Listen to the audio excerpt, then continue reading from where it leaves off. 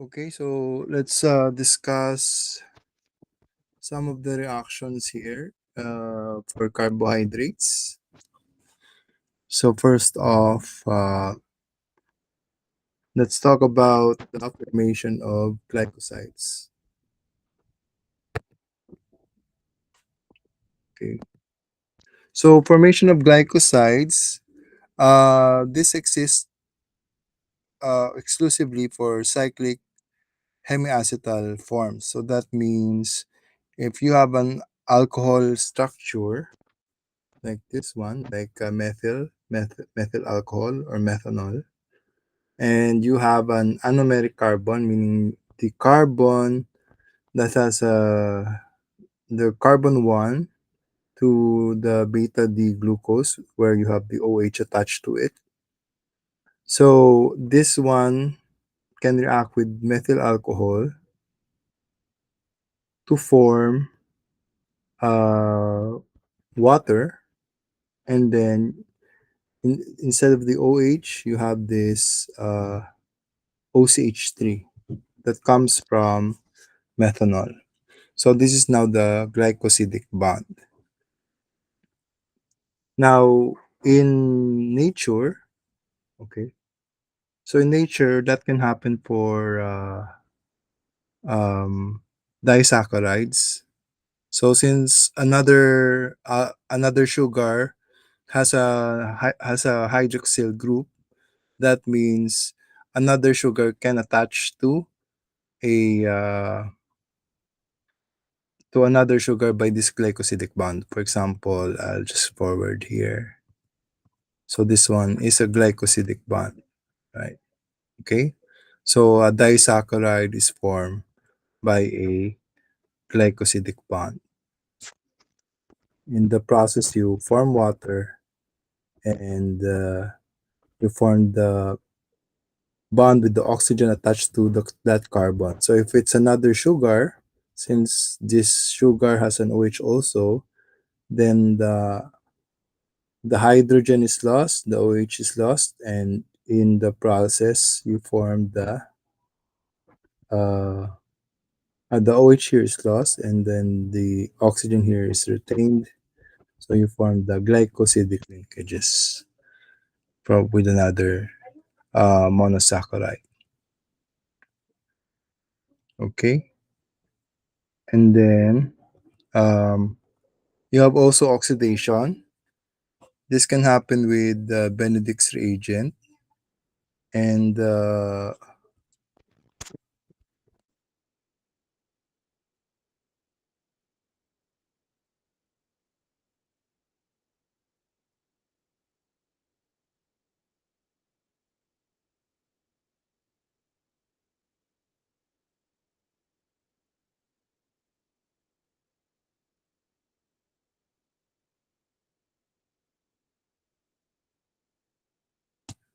okay, so another reaction is oxidation.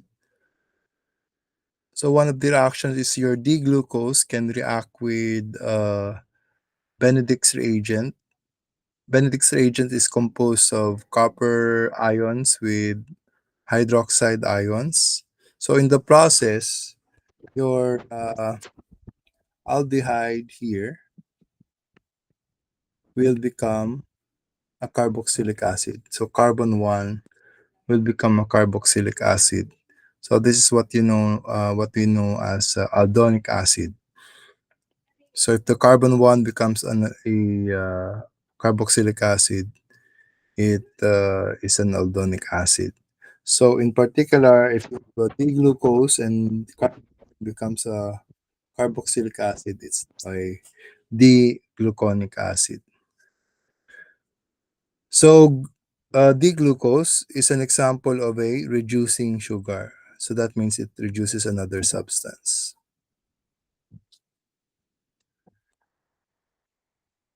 Another reaction that is part of the oxidation process of monosaccharide.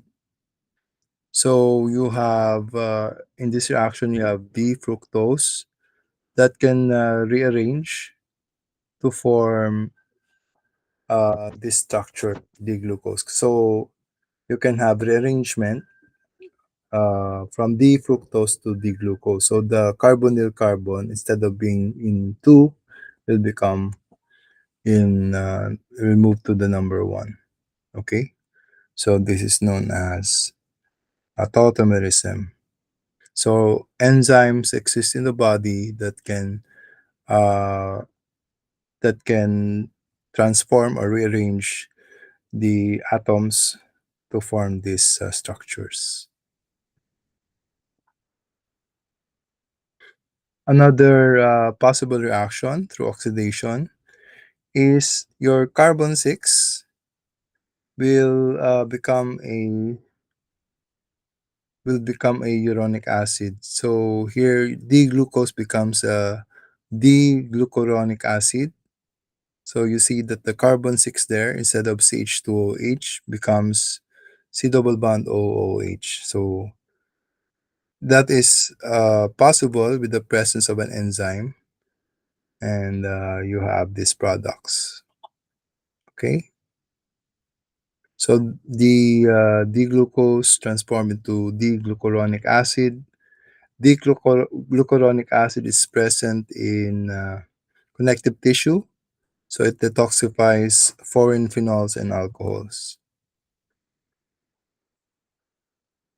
Another reaction is reduction this time. So instead of oxidation, you have reduction. In the process, your D-glucose in the presence of hydrogen. So the double bond in the carbonyl carbon will have additional hydrogens there. So the two hydrogens, one will attach to one carbon and another will attach to the oxygen in the first carbon. So this is possible in the presence of palladium, PD. So there are other metal catalysts as well. Okay, so your D-glucose becomes glucitol. So it's a type of sorbitol. That's when your carbon one becomes an alcohol as well. So everything, uh, all the carbons have an OH group attached to it. So these are called alditols. So these are sweeteners. Okay, so it's present in many sugar-free diet, but too much is not good for the body. It can cause diarrhea and cataracts. One of the possible reactions of glucose also is in the presence of oxygen and in the presence of an enzyme called glucose oxidase. So in the presence of glucose oxidase, the oxygen will react with the carbonyl carbon. So you form the carboxylic acid for carbon 1. And then the waste product or the product will be hydrogen peroxide, H2O2. Now the detector here analyzes or takes the concentration of hydrogen peroxide, and this is okay,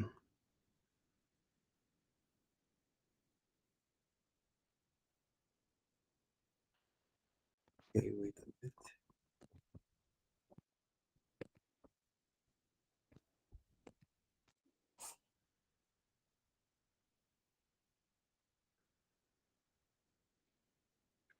Okay, so your glucose will react with the glucose oxidase in the presence of oxygen to produce gluconic acid, and its byproduct is hydrogen peroxide.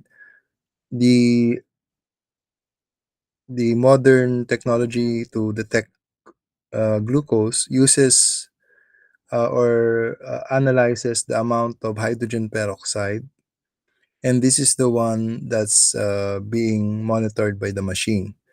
Since the ratio of hydrogen peroxide and glucose is 1 is to 1 in that chemical reaction, then that will tell you that for each molecule of H2O2, you have one glucose. So this will tell you how much glucose you have in your blood. So without the need for complicated chemical analysis, just a drop of blood from your finger, can you can analyze the blood glucose levels in your body.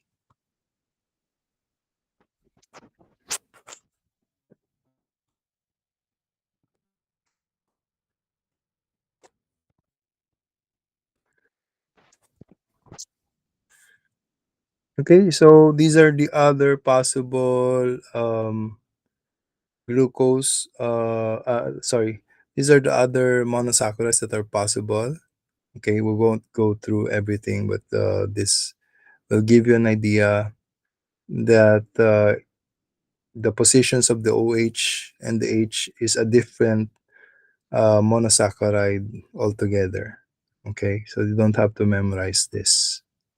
Okay, let's talk about disaccharide. So it consists of two monosaccharides linked by a glycosidic bond.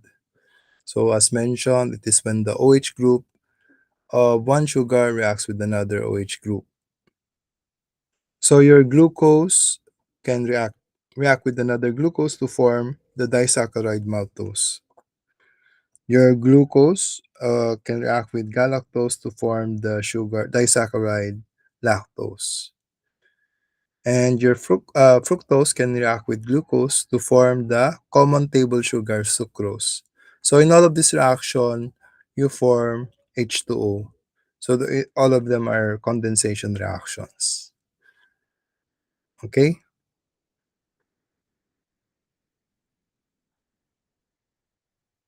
So just a review of what we talked about a while ago.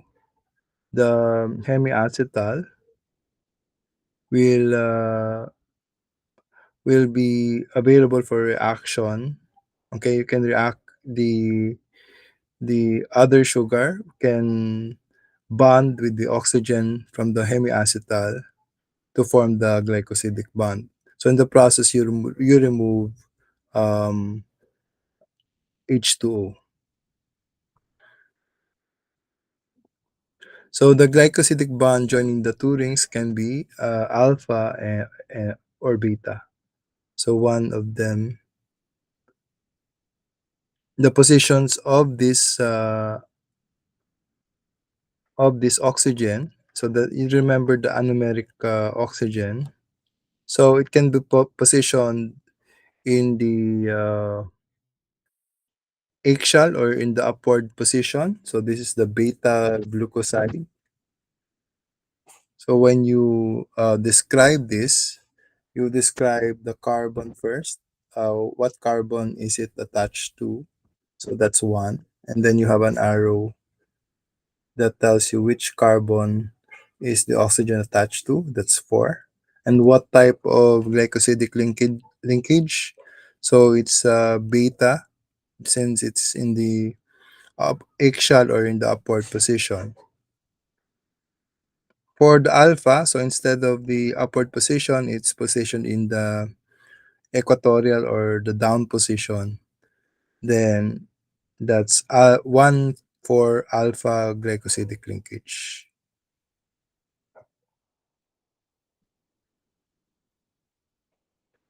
So as an example, we have maltose. So it's a disaccharide of two glucose molecules. So one has a alpha 1 to 4 glycosidic bond. So this is obtained from breakdown of starches. So it's used in cereals and candies.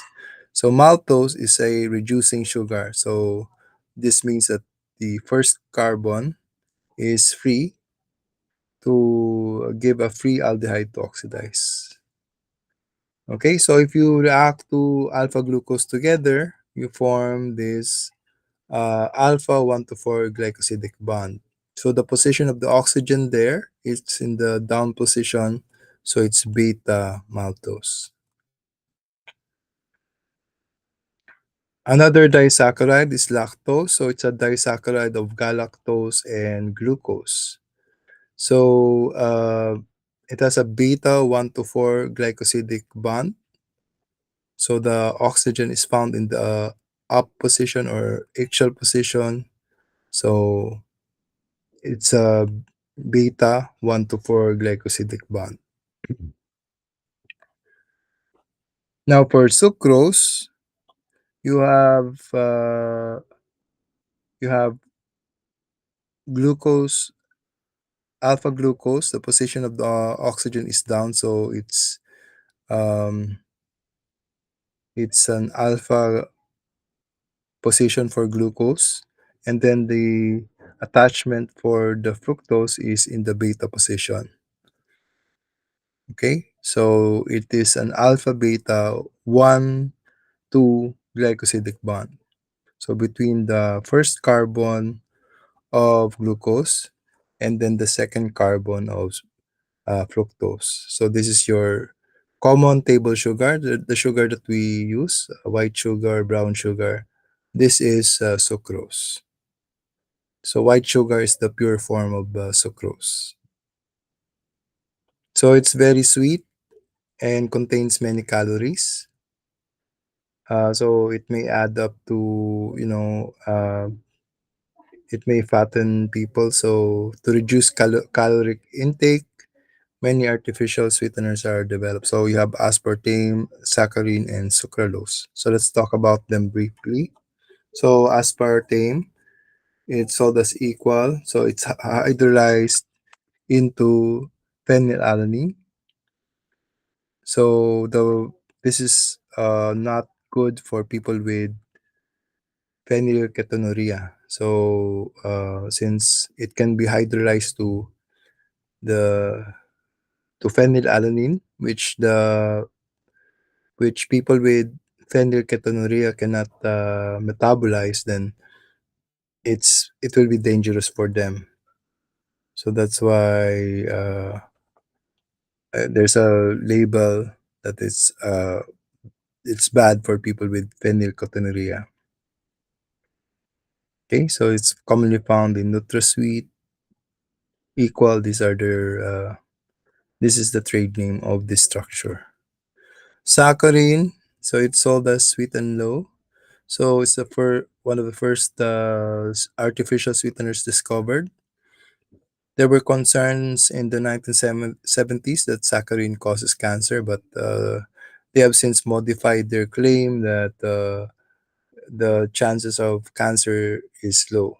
Okay, so this was one of the first sweeteners that was discovered accidentally because a chemist forgot to wash his hands, and and in so doing, he tasted something sweet. So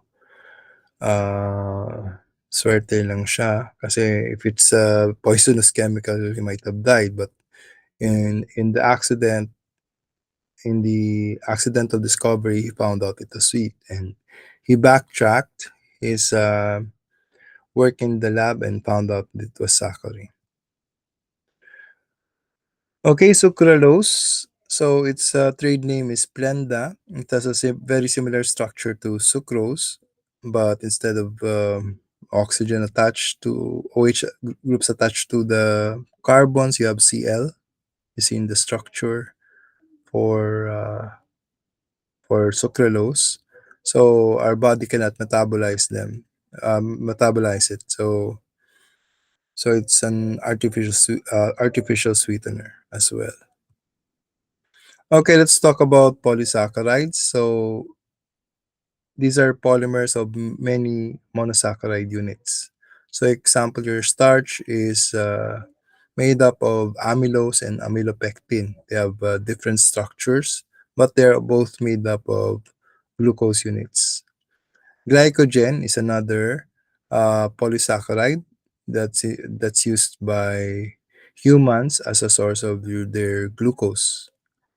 Okay, so you have also cellulose, which are found in your plants, and it's found in wood. So, what is the structure of amylose? Amylose is a polysaccharide of alpha glucose, and it is in a continuous chain, so unbranched. So, you look at the structure below. So, the position of the oxygen is down in the anomeric carbon. So, you have alpha 1 to 4 glycosidic bond for amylose.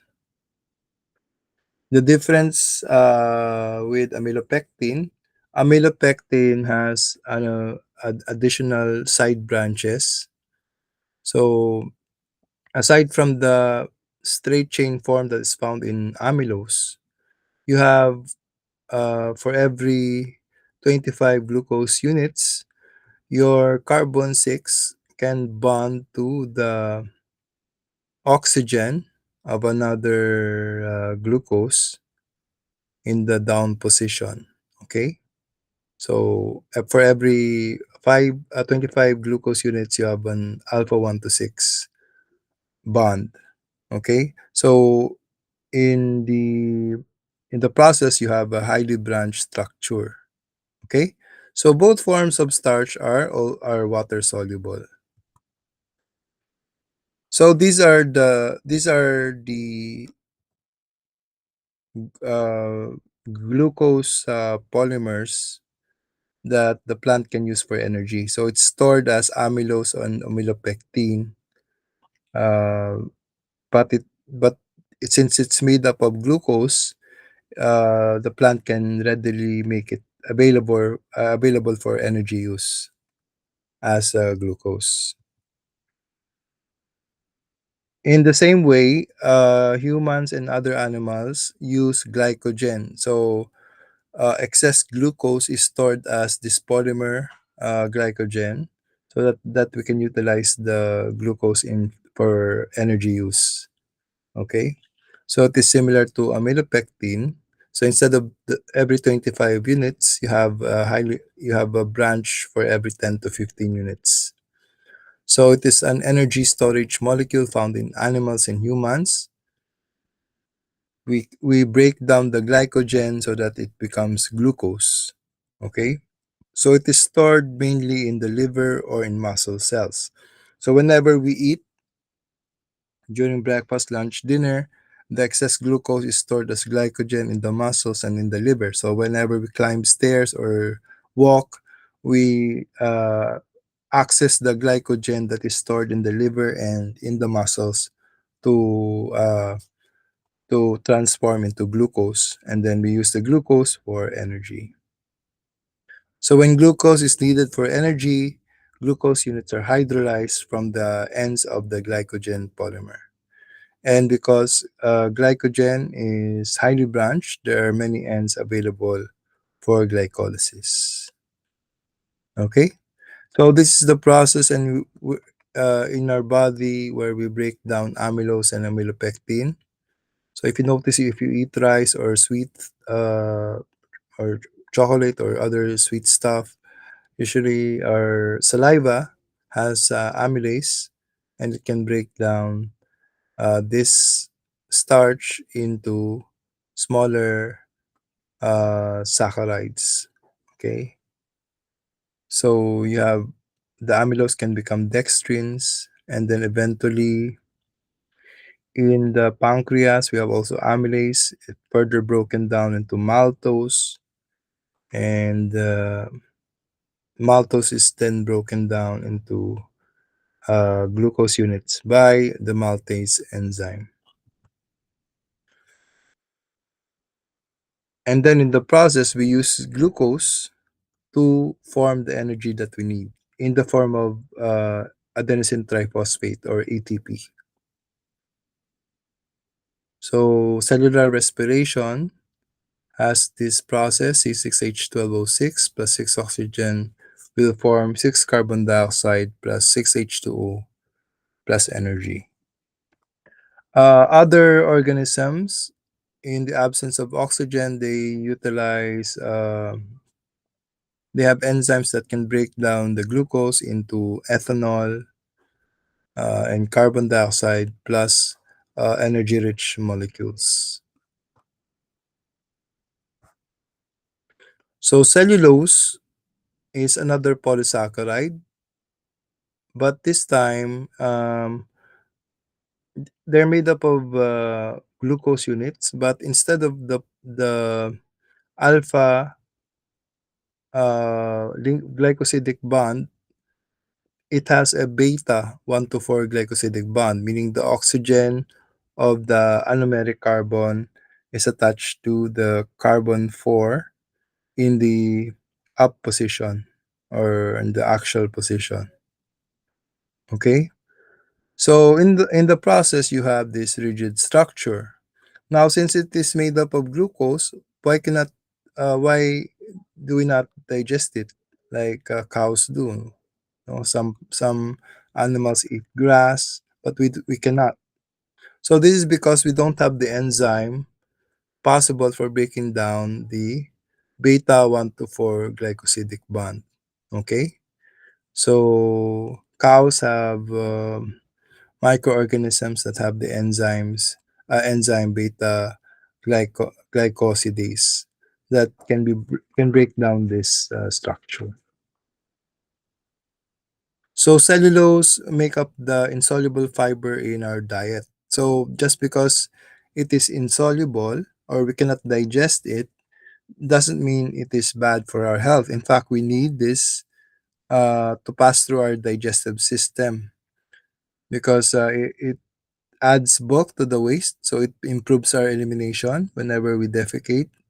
Okay, so it also slows down the absorption the of glucose to in the small intestines.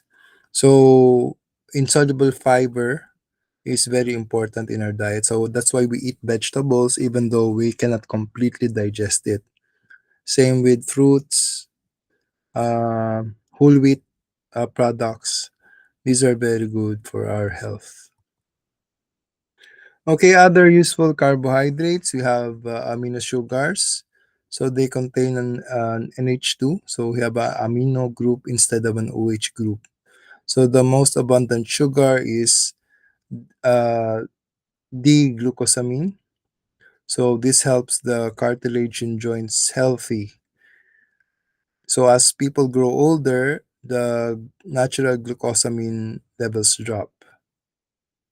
So it's given as a supplement. So it tries to ease the joint pain caused by arthritis. Another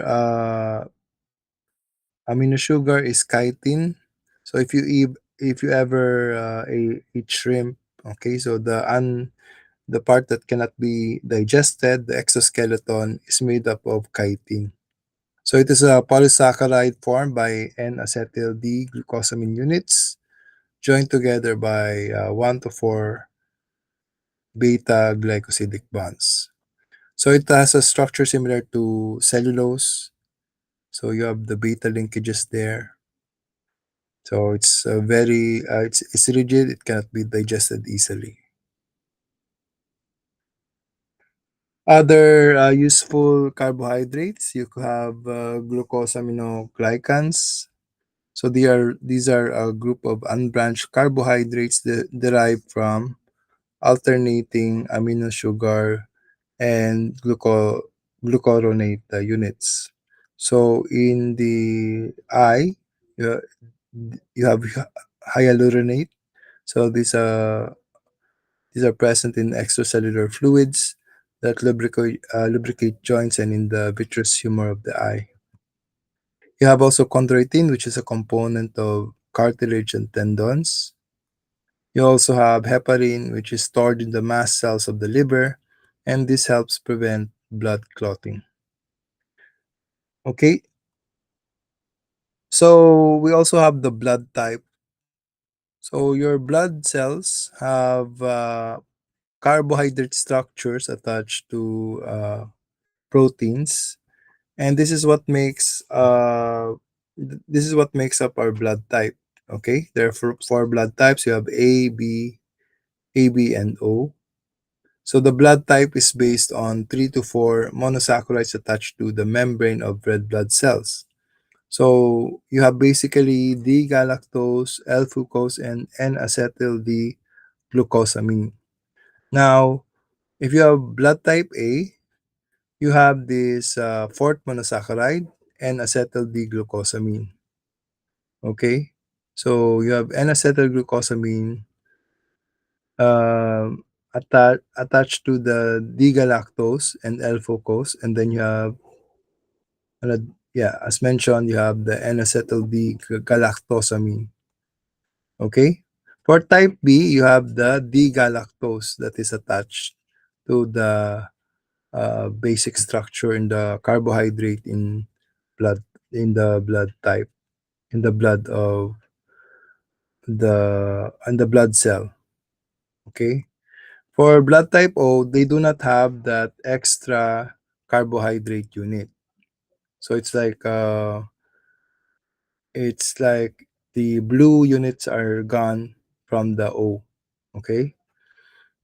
So basically, the short polysaccharide chains distinguish one type of red blood cells from another and signals the cell about the foreign viruses, bacteria, and other agents. So the blood of one individual may contain antibodies of another type. So whenever you have these structures, like your blood type A, your body just recognizes this and acetyl D-galactosamine. So your body won't react. But what if you receive type B? So D-galactose is a different structure from this N-acetyl. So your body will react. So it will try to reject this blood type. Okay. What if your blood type O? Your blood type O doesn't have structures like the ones I mentioned. You don't have N-acetyl D-galactosamine and D-galactose. So whenever you receive these blood types, your body will reject them. Okay. So those with type O blood are called universal donors because people with any other blood type will have no antibodies to type O. So your antibodies is like the reaction of the body to accept or reject these blood types. No, so if you have no antibodies, then that blood type is accepted. So in the case of blood type O, you don't have those structures that are present in A or B. Then it can blood type O, people with blood type O can give blood to those with A and B. Now, blood type AB has both the structures N-acetyl D-galactosamine and D-galactose. Okay? So those with type AB are universal recipients because uh, their blood contains no antibodies to A, B, or O because the structures are already recognizable in the body. Okay? So to summarize, blood type A can receive blood type A and O. Blood type B can receive B and O. Blood type AB can receive all the blood types. Blood type O can only receive O. In terms of donating, blood type A can donate to A and AB. Blood type B can donate to B and AB, while blood type AB can only donate to itself. Okay. Um, Blood type O can donate to all other blood types. So that's all for carbohydrates. So um, just study the rest of the PowerPoint for your quiz tomorrow.